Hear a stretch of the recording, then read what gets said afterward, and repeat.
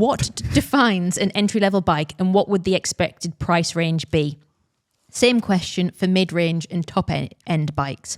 The conversation and reviews all seem to focus on the main companies that can be seen in the World Tour races. But what about bikes that you can get from places like Walmart and Target? Wouldn't these bikes be considered entry? Conversations about entry and budget-friendly bikes seem to have $1,000 price tags. Is that truly entry-level? Thanks, Craig. You touched on this before. I think sometimes we use entry level because you don't want to say cheap, because cheap has negative connotation. And also, but the problem is it's just so subjective what you think is cheap, is expensive, it's difficult, isn't it? But do you want to tackle this question about what defines entry level? What would expected price range be? That's a hard one because the prices keep going up. And where does stuff like Walmart and Target type bikes fit in? I want to start this with, there is a problem in this entry-level space, and it is the bike-shaped object, which I can't remember. It's at least Francis which came up with this term. I don't know who officially came up with this term. That is a universal term in the world of bikes. The problem is some of these sub £500 bikes are what we refer to internally as bike-shaped objects. They look like a bike, but actually they're made of cheese. And they're so redundant as a bike and will fall to pieces in such a small space of time that we don't like to even consider them as bikes. You bought one, Francis, didn't you? A Walmart bike? Yeah, from Walmart. Yeah. And that was a bike-shaped object? That was just on the edge of it was. Yeah.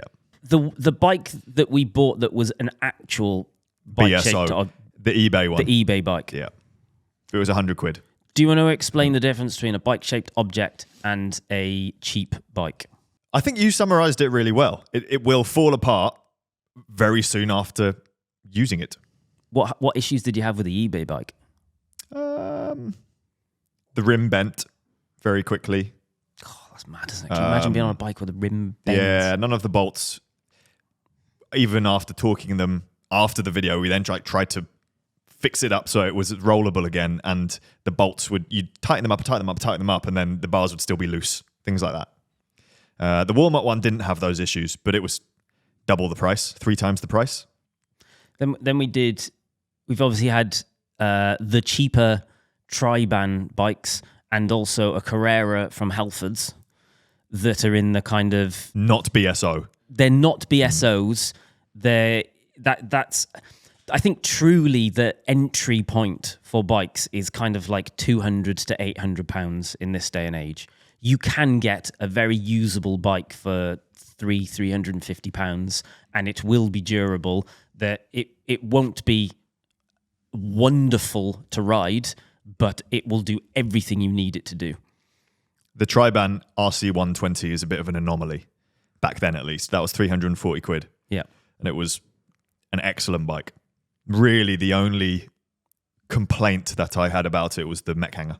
Mm-hmm. No replaceable mech hanger. The wheels are a bit rough, but for the price, that was a fantastic bike. And then you've explored some options from the big brands. Their lowest price point bikes. They're not entry level. They're not entry level. So this is the hard thing, isn't it? If you look at Specialized or Canyon or whatever it is, the lowest price point of bike they offer, maybe some people would call entry level because it's their point of entry. Yeah. However, in the grand scheme, they're costing, well, the Specialized Alley is now £1,000, which is more in dollars. What, $1,200, something like that? 1,300, I think. And it's an enthusiast bike. It's an exceptional bike. Mm-hmm. You can do anything with it. And the same with Canyon's one, which is a little bit more expensive again.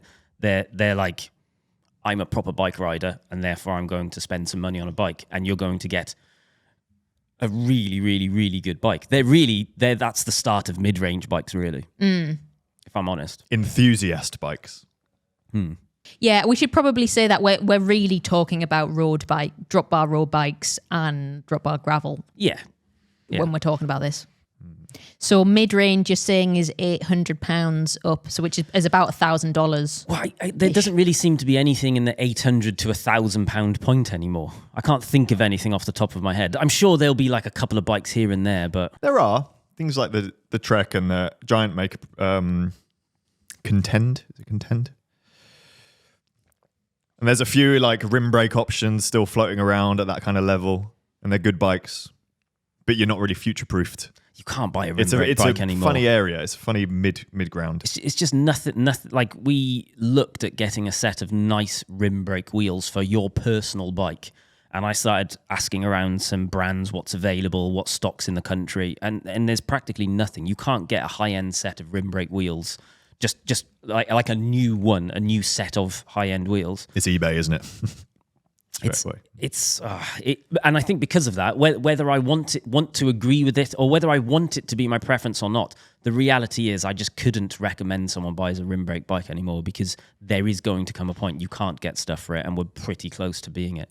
The mid-range, see, I would kind of put mid-range as the whatever you define as the top of entry, so either £800, £1,000, somewhere around there, and it really goes up to as much as kind of £4,000-5,000, and you're going in that space. You're going to get a bike that does absolutely everything you could possibly ever imagine a bike needs to be able to do, and it's going to be amazing, and it's going to be durable.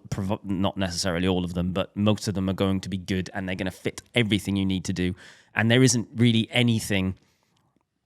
You could probably argue it's even 3,000, but the reality is if you put it up to kind of 5, then you're getting everything in that space. You never need to spend more than £5,000 on a bike. You absolutely can, spend as much as you want, but you don't need to. Yeah, it's a big jump though, isn't it? That price range is a large jump, but I think it's being dictated by the prices bike brands are setting for their bikes. Yeah, and it's intentionally, it's a big jump, or it's a big amount of money, but it includes a lot of that's the majority of the industry. Yeah, there's no point in making a category that only one bike fits into. Yeah. like the reality is, a lot of people, not everyone, but a good percentage of people that watch our videos will be in that £1,000 to £5,000 bracket. Enthusiasts. If that's the right word for it. But it's interesting, isn't it, though? Because you're doing enthusiast to get away from talking about, cheap or value or whatever it is. But there'll be people who are enthusiastic who can't afford £1,000 bike. Yeah. And they have an £800 bike that they absolutely love and works really well for them. Yeah. So there's always going to be anomalies, isn't there? There's always going to be some things that don't fit into like the exact descriptions and analogies of it. But I think the reality is a lot of bikes under £800, £1,000 are going to be spec'd in a way that are in the entry space. Then the £800,000 up to about £5,000 is the mid-range, but based on how some people spec their bikes, there's probably some junk in that space as well. And then anything over £5,000 just gets into superbike territory, really. And bear in mind, all of this is new bikes. As soon as you add in secondhand to this conundrum, it becomes extremely complicated. And you can get some people who are enthusiasts. You could get an 800. If you spent £800 on a secondhand bike, you get something really good. Yeah, really good.